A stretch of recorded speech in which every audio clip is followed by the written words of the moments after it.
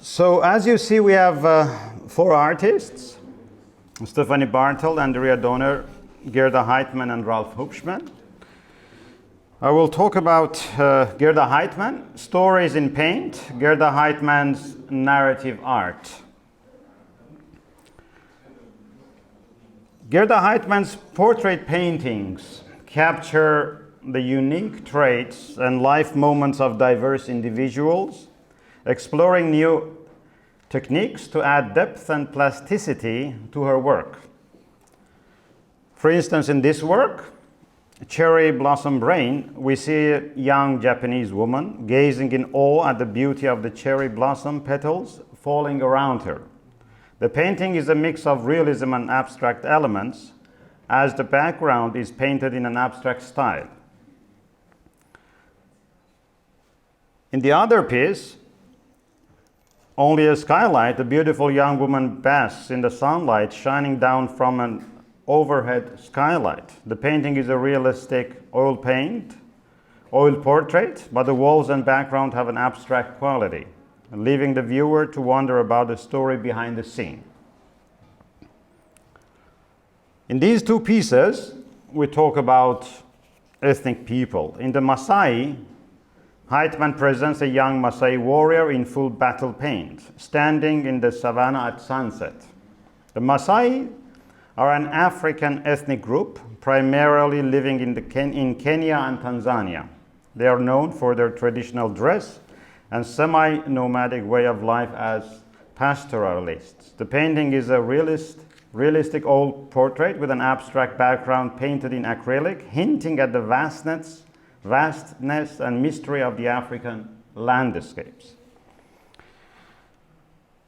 The other one, we see a chief in the hunting grounds of the Rocky Mountains. A Native American chief stands in front of an abstract background of the Rocky Mountains, painted in acrylic. The painting is a stunning example of Heitmann's ability to blend realistic portraits with abstract elements, highlighting the beauty and majesty of nature. In this painting, we see a Tuareg under the starry sky of the Sahara. An oil painting of a Tuareg enjoying a cup of tea under the starry night sky of the Sahara Desert. The painting is set against an abstract background of the desert in acrylic, highlighting the beauty of the natural world. The blue color here is significant. The Tuareg people, also known as the blue people, due to the indigo dye used in their clothing, are a semi-nomadic ethnic group primarily found in the Sahara region of North Africa. They are known for their distinctive way of life, language, music, and art. The Tuareg people have a rich and complex culture that has been shaped by their environment and history. Historically, the Tuareg were involved in trans-Sahara trade and were known as a skilled traders and camel herders. Today, they continue to rely on pastoralism and a small-scale agriculture for their livelihoods. Well, actually, I cannot talk about all the paintings one by one, so I just pass through the others. Here we see three pieces, okay? Portrait Tamara de Lampica, another one, Homage and Tamara de Lampica, this one you see here, and Portrait of Coco Chanel.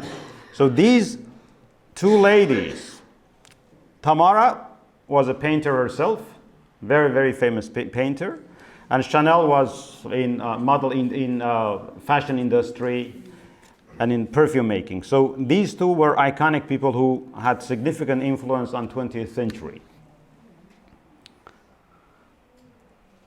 So Gerda Heitmann's paintings offer a window into the exquisite and intricate beauty of the natural world, as well as the human experience. Through her unique blend of realism and abstraction, her art captivates the viewer with its stunning visuals and profound thoughts, evoking a deep appreciation for the interconnectedness of all things.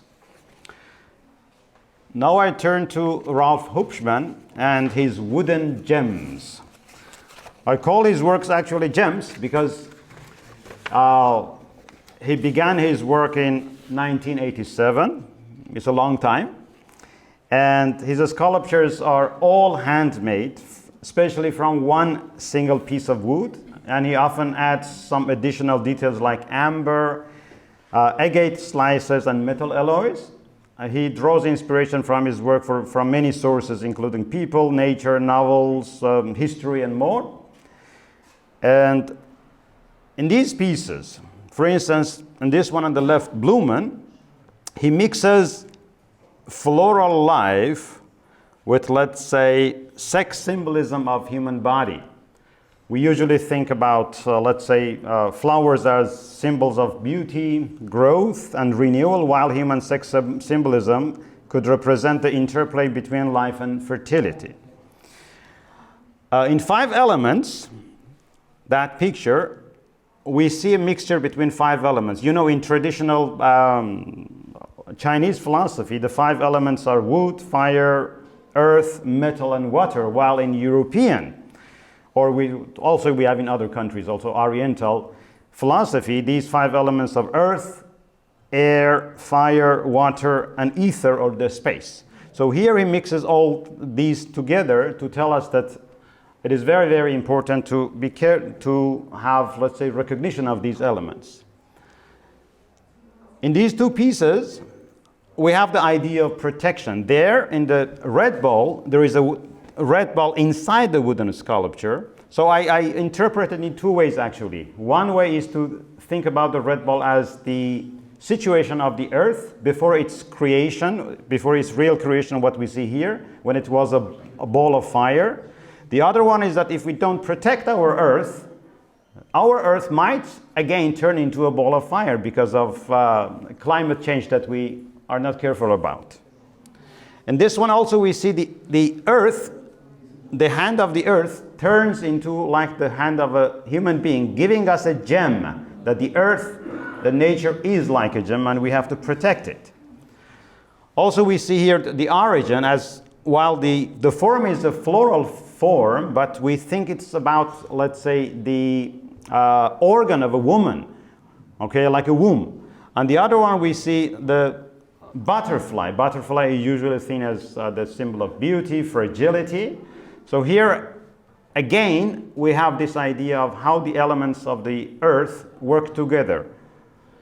Basically, when we think about Ralph Hübschmann's work, we have to think about how he creates his art, how his persistence, okay, and his energy, how he gets it from the earth, and how he tells us that why should we protect the earth?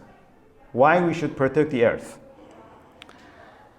Stephanie Bartel, embracing ecofeminism through artistic expression. So what I see in Stephanie Bartel's work is how she uses, first of all, circular form. If you take a look at here on different works here, these 2, also these 2, also here.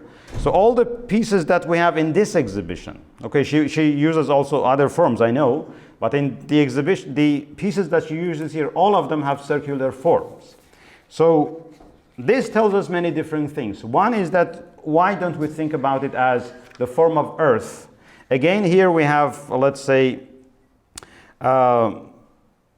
the circular shape of the canvas as, let's say, the shape of earth and cyclical nature of life. For instance, the circular shape of the canvas can also represent the interconnectedness and interdependence of all living things on earth. The idea of a cycle is central to the theme of this exhibition, as it represents the natural rhythms of life and the interconnectedness of all things in nature. Furthermore, the use of circular canvases can be seen as a bold statement of the art world, as it goes against the traditional rectangular shape that is commonly used used for artworks. This deviation from the norm can be seen as an assertion of the artist's creativity and a reflection of her desire to break from the conventional artistic boundaries. So it also can, let's say, tells us about nature, life cycles, and also the cycle of life. So all these things are shown through this form. Apart from this, she uses natural elements sometimes. So, for instance, in this piece, in Antarctica, Bartel's use of abstract painting with structure paste, acrylic, glitter, and glow-in-the-dark pigments creates a textured and layered effect. The shimmering glitter and glow-in-the-dark pigments evoke a sense of magic and mystery, capturing the essence of the icy landscape of Antarctica. The glass-like appearance of the resin-coated wood mimics the frozen surface of the polar ice cap. So in Sea Breeze, the other one, Bartel's use of pouring and resin art captured the essence of movement and fluidity found in the ocean. The combination of gold and shades of blue evokes the serene beauty of the earth, while the resin coating adds a three-dimensional depth, creating the illusion of waves and currents. So we have some other pieces. I just showed them here quickly.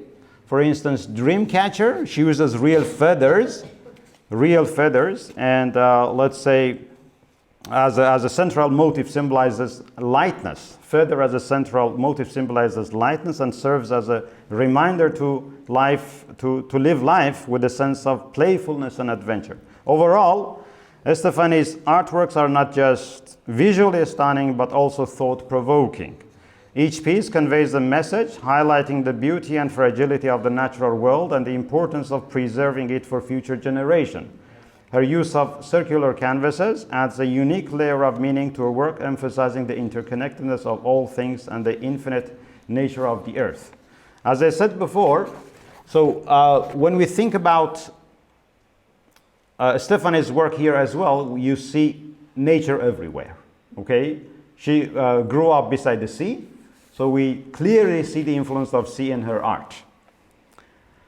Now I turn to Andrea Donner and the harmony of form and content. So as Andrea referred to, she uses recycled materials, recycled, let's say, cloth from hospitals here, there.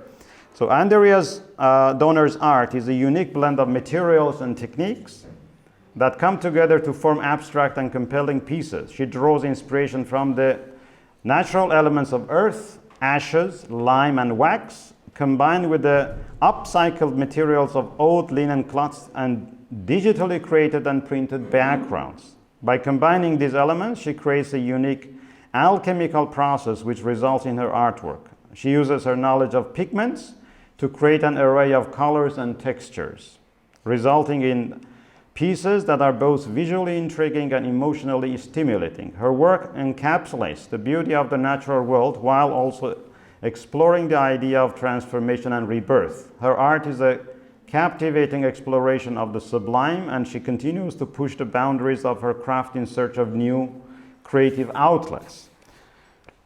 For instance, in this piece, on the left, you see a larger area, then it goes down, then it again opens up. So you see a kind of communication. So it can be seen quite symbolically. On the other one, Power in Red, you might see a large lip, you might see a large face, for instance. In this one, this big artwork, triptych, Influss, what you see in the beginning is, well, a river and then some flowers flowing on the river. But if you look more closely to these pieces, small pieces, I see them as lips. I see them as lips, as if, let's say, a flow of beauty is seen in the world. So the way you see it is just based on how you think about it, based on your own experiences, based on your own, let's say, intentions, your own backgrounds. So when you look at a big artwork like this one, a triptych, you have to look at it in different dimensions. One from above, one from, let's say, far, and then you have to go near it to see what you see it closer. Here also you see the timelines. The different colors shows the different timelines of human life. Again, here we have 5 elements. What I refer to in Hübschmann's work, we see it here in another form. So altogether, what I see in this exhibition is that all the artists in one way or another, they talk about nature and also about culture and how we have to protect, okay, our nature, while we have to also be careful how we have to implement our cultural influences on it. Thank you.